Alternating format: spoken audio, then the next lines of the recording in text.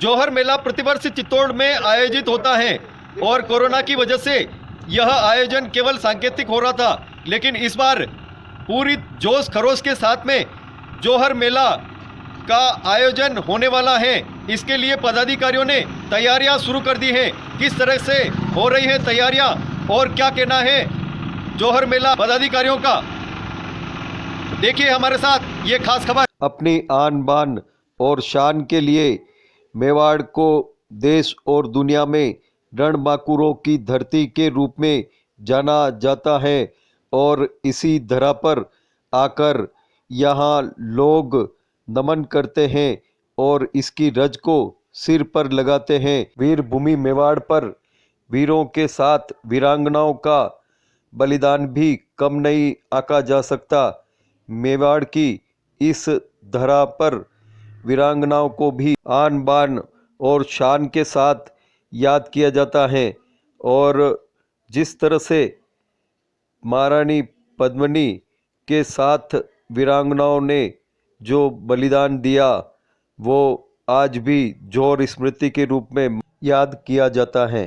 तखत सिंह सोलंकी जी अध्यक्ष जौहर स्मृति संस्थान। जी जौहर स्मृति संस्थान हर साल 3 दिवसीय जौहर सलानी समारोह मनाता है चित्तौड़गढ़।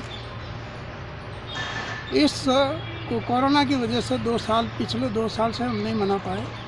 इसमें हमारा जो मुख्य उद्देश्य यह है कि हमारे चित्तौड़गढ़ किले के ऊपर में जो 3 जौहर हुए हैं महारानी पद्मिनी के टाइम में, महारानी राजमाता हरी रानी के टाइम में और टुकरानी फूल कंवर के टाइम में, उन्हीं की याद में इनको श्रद्धांजलि समारोह देते हैं ताकि हमारा इतिहास जिंदा रहे, हमारे आने वाली भावी पीढ़ी को ये मालूम रहे कि इस चित्तौड़गढ़ दुर्ग के ऊपर में क्या क्या स्थितियाँ रही, कौन से जो है आक्रांताओं ने हमला किया और उस टाइम में उनका क्या हर्ष हुआ।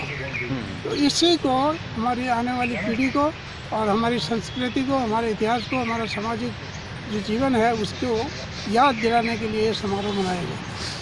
पिछले 2 वर्ष से क्या वजह रही और क्या कोरोना की वजह से पिछले 2 वर्ष से ये मेला आयोजित नहीं हो सका।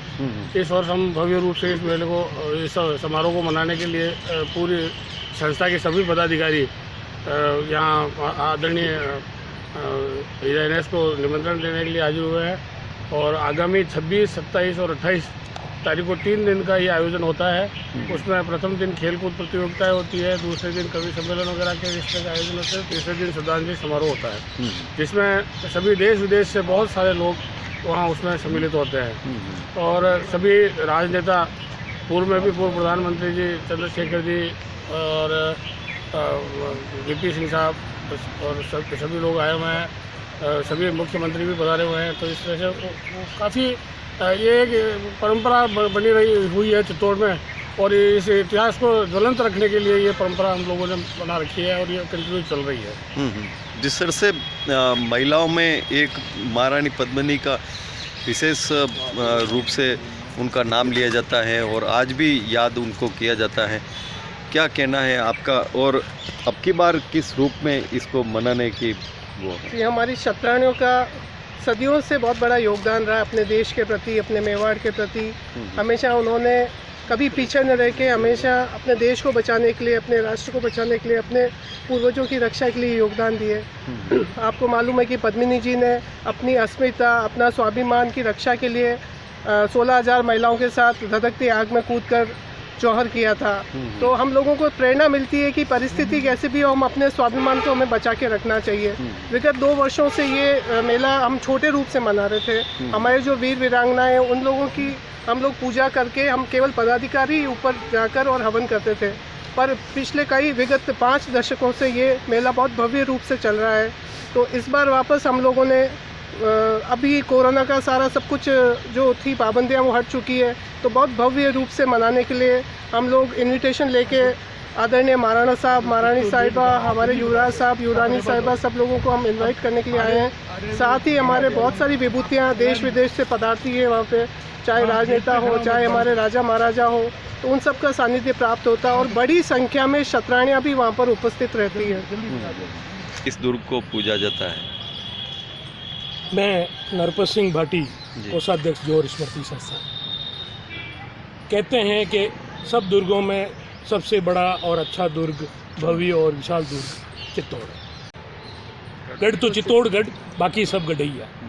तो उस हिसाब से ये सबसे, उसके अलावा ये एकमात्र मेवाड़ ऐसा था जिन्होंने मुग़लों के सामने किसी तरह की संधि या किसी तरह का उन्होंने स्वीकार नहीं किया। उसको देखते हुए यहाँ पे 3 जौहर हुए हैं। दुनिया में एकमात्र चित्तौड़ ऐसी जगह है जहाँ पे 3 जौहर हुए हैं।